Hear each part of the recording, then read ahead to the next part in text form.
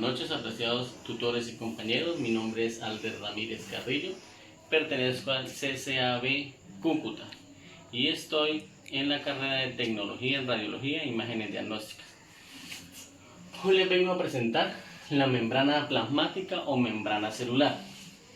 De antemano quisiera renombrar que la membrana plasmática es como la más importante de la célula. ¿Por qué? Porque allí es donde se hace el traspaso, por decirlo así, del alimento y los desechos de la célula. Entonces, ¿cuáles son las funciones? Regulan el paso de sustancias del interior hacia el exterior de las células, tanto del alimento como de los desechos. ¿Listo? Es una estructura continua que rodea la célula. Aparte de rodear la célula, la protege y la recubre y le da forma. Contiene receptores específicos. Estos receptores específicos permiten que la célula interaccione con mensajeros químicos y emita una respuesta adecuada. Aísla y protege la célula del ambiente externo. ¿Por qué? Porque le da un recubrimiento y aparte de eso está constituida, como ya lo voy a mencionar más adelante, por el colesterol que le da la forma de endurecimiento y la protege del medio ambiente. Está constituida por lípidos, que son fosfolípidos y colesterol, proteínas y carbohidratos. En los fosfolípidos forman el 25% de la membrana plasmática. Son los principales componentes de la membrana. Son mensajeros del exterior al interior de la célula. Y aparte de eso, ayudan a la activación de enzimas para el proceso de alimentación, por decirlo así. También está constituida por proteínas. ¿Qué son las proteínas? Son las que transportan el material del interior al exterior de la célula o viceversa. Sirve como receptor de enzimas y estos forman un 55% de la membrana plasmática. A su vez, las proteínas pueden ser integrales o periféricas. En las periféricas no se extienden toda la membrana a lo ancho de la bica, sino que están unidas en una superficie interna o externa de la misma y se separa parcialmente. ¿Para qué se separa? Para, como lo vamos a mencionar más adelante, el traspaso de nutrientes.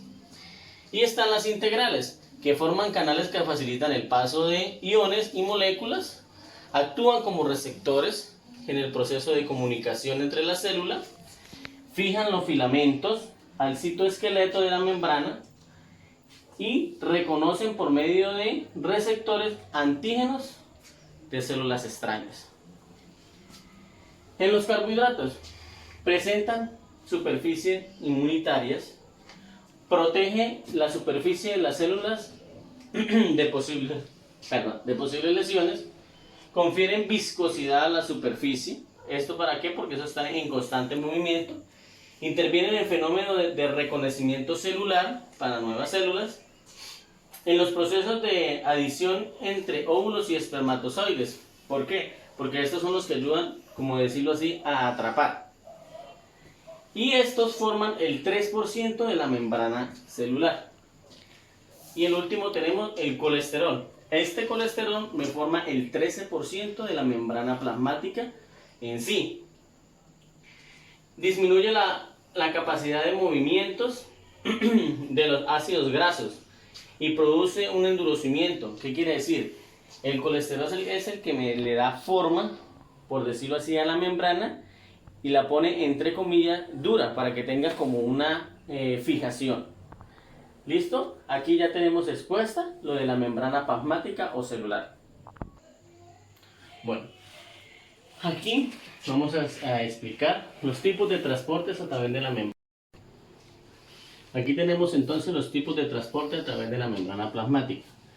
A través de las membranas plasmáticas lo podemos dividir en dos tipos de transportes: transportes de moléculas de bajo peso molecular y los transportes de moléculas de elevado peso molecular.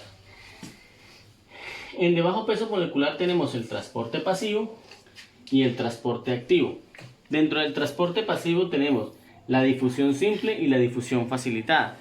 En la difusión simple tenemos a través de la bicapa y a través de los canales. Pero entonces, ¿qué es el transporte pasivo?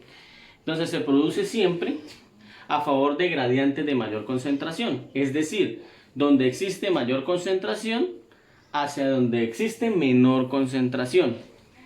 En la difusión simple, a través de la bicapa, entonces, a través de la bicapa lípida, son propias de las hormonas, los esteroides, el éter y ciertos fármacos.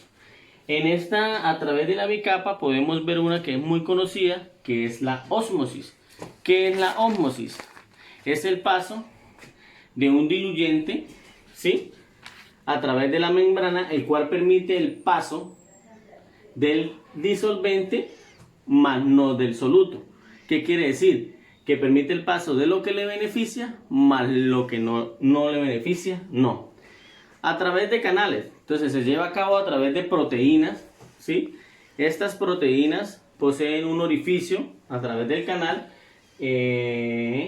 por acá lo tenía, a través de un canal, que es el que tenemos acá, para hacer un ejemplo, ¿sí?, cuya apertura está regulada por hormonas o neurotransmisores para el paso de esas partículas o de ese alimento, por así decirlo. ¿Listo? La difusión dilatada de la GSM. En la difusión facilitada, ¿sí?, esta permite el paso de pequeñas moléculas que, al no poder atravesar la bicapa, ¿sí?, requiere de proteínas que puedan facilitar su paso. Ahora, en el transporte activo tenemos una sola función, que es la bomba de sodio-potasio. Este tipo de transporte, el transporte activo, ¿sí?, intervienen proteínas de membranas transportadoras. ¿Pero qué? ¿Qué pasa? Que estas requieren más energía para poder hacer el transporte y gastan mucha más energía ATP. En esta encontramos la bomba de sodio-potasio. Entonces, la bomba de sodio-potasio, la cual requiere una proteína y 3 iones de sodio para poder hacer un traslado. Esa es en sí la función de la bomba de potasio. En los transportes de moléculas de elevado peso molecular tenemos la endocitosis, la exocitosis y la transocitosis.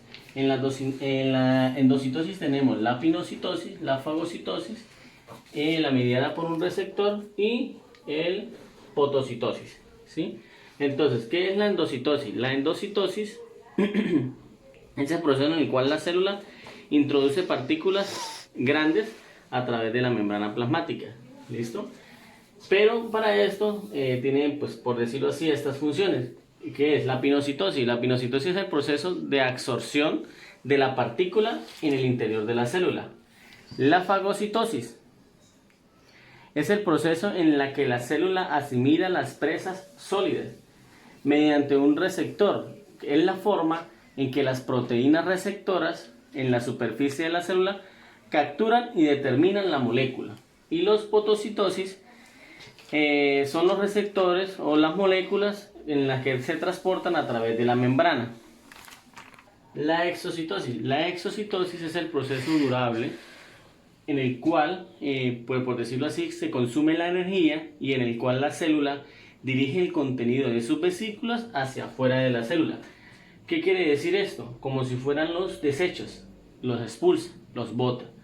Ahora, tenemos la transocitosis. La transocitosis es el conjunto de procesos en el que se permite el paso de macromoléculas desde un espacio extracelular a otro. ¿Qué quiere decir? De una membrana hacia otra membrana. Con esto ya pues hemos terminado pues una breve recorderis de los tipos de transportes a través de la membrana. Muchas gracias.